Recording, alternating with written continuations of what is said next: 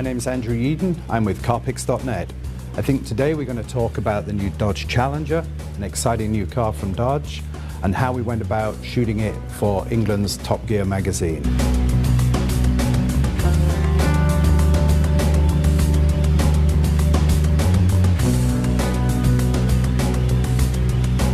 It's always exciting working with a new car, a product you haven't seen before, a whole new thing to get cracking on. We had this opportunity recently because Dodge was showing the new Challenger at one of their LX exhibitions here in Los Angeles. When you get a new car like this, first and foremost, you owe a responsibility to the people looking at your photography. They've seen the car for the first time. Now, I know when I'm going on these shoots, there's a whole load of Challenger fans out there that really want to see what this new car looks like. And I feel a sort of personal responsibility to give them pictures where they can look at that car and go, wow, you know, that fender's a little bit different, the way the headlamps are, they're a little bit different, but basically I remember that car from the 70s. One of the main pressures you're under when you're photographing a car like the new Challenger is that its predecessor was an icon American muscle car. I'm sure Chrysler are feeling this pressure much more than I am, but you'd like to show some of the history, some of the pedigree of the car. And to do that, we thought it would be a good idea, and fortunately I have a good friend with an original, perfect, pristine 1970 Challenger. Also, the car was in black, and we knew the new car was going to be in black. People can make a direct comparison to see the two cars together. How is the shape of the new one? How does it vary from the old one? Has it kept some of the aggressive lines? Now, it looks quite simple here, but you can't do it on your own. These are objects, cars that need driving around. You have lights on the scene. You have a whole load of things going on. So one thing that's really nice to have is some help. And this is where the guys from Street Fighter have been really good. They've helped me on this shoot for Top Gear. I think we showed it earlier. But on page 110 of the recent shoot, this is the Callaway Corvette. They helped on this. And the guys from Street Fighter were along on the Challenger shoot. Right from the word go, one of the limitations we had with the new Challenger was we weren't going to be able to do any high-speed work at all, which is a shame because part of the whole reason and principle behind the muscle car is speed and power. So we have a limited way in which to show that. One of the best techniques you can use under those limited circumstances is to do what we call a tracking shot. Now, a tracking shot is where you run the camera, in this case in the back of a minivan, and the subject cars at the same speed, and you run parallel to each other down the road. The reason why this works is because if you get the pacing right, and this is something you have to work on and you have to have a good crew around you, and that was something that Street Fighter helped with, by the way, but when you get the minivan containing the cameraman and then the subject car running at exactly the same speed, it allows you to use a very slow shutter speed on the camera. Now what that does is it takes the background, the bit that's not running constant with us, and makes it blurred. So you get a nice speed blur effect, even running at relatively slow speed. When you're photographing a car, you're effectively photographing a mirror. Now some colors make more of a mirror than other colors, but dark, glossy black is really your worst nightmare, because not only do you see what's behind the car, but you see everything that's on this side of the car in the reflections down the fenders and the side panels. I remember one famous PR shot for a car company that will remain nameless, but who launched their new sleek, glossy black limousine. And they thought the best thing to do would be to take it into the middle of downtown and show it in this great urban environment. And the picture did look great. And I remember getting this picture in on the magazine, and we were looking at it in a tiny 35mm transparency. And it looked fabulous. We thought, this is going to blow up great.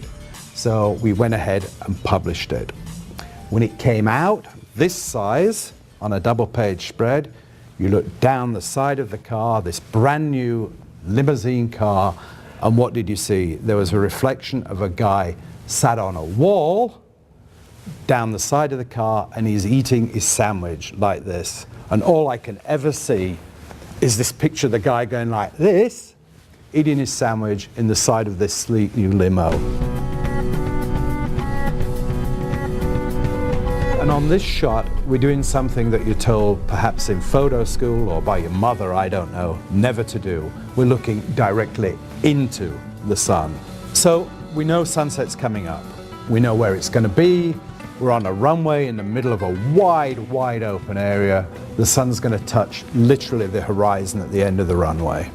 So it's predictable. We know it's coming up, but it only lasts for 5 minutes. And it's hard to do a whole day shoot in 5 minutes. The reflection thing at sunset is particularly important because if you put the car at the right angle to reflect the sunset, the whole car glows.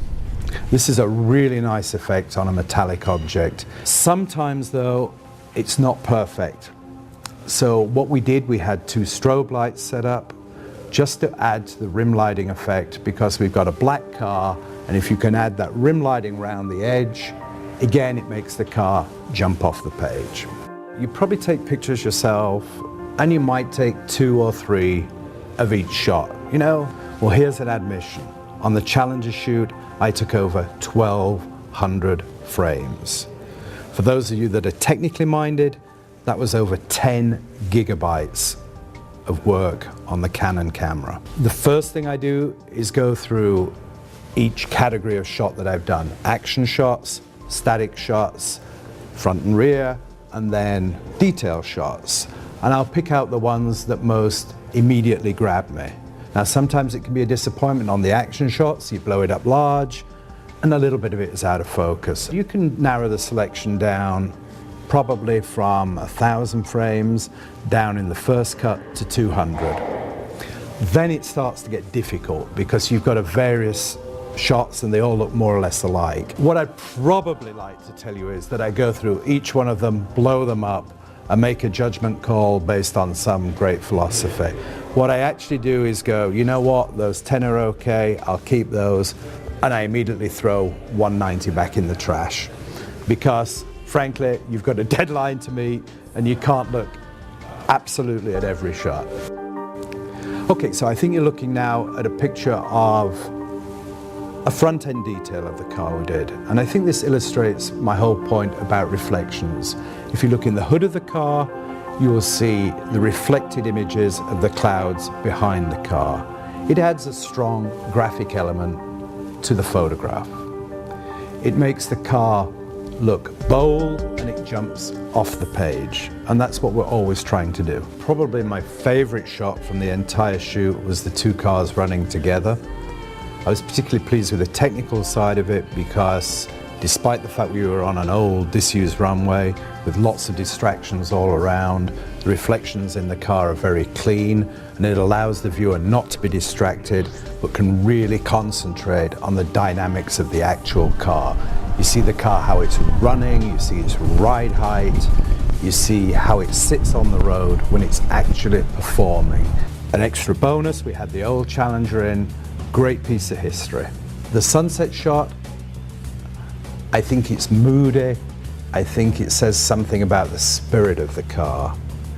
I'd like to have done it moving, but bearing in mind the limitations we had on this shoot, I think it just gives a nice romantic period feel to the car.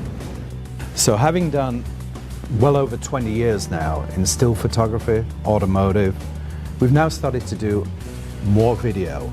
But now we have the internet, we have these great guys here at Street Fire who are giving us the opportunity, all of us, to take our little videos, good or bad, and put them out there for people to enjoy. Anyway, it's been great fun talking to you today.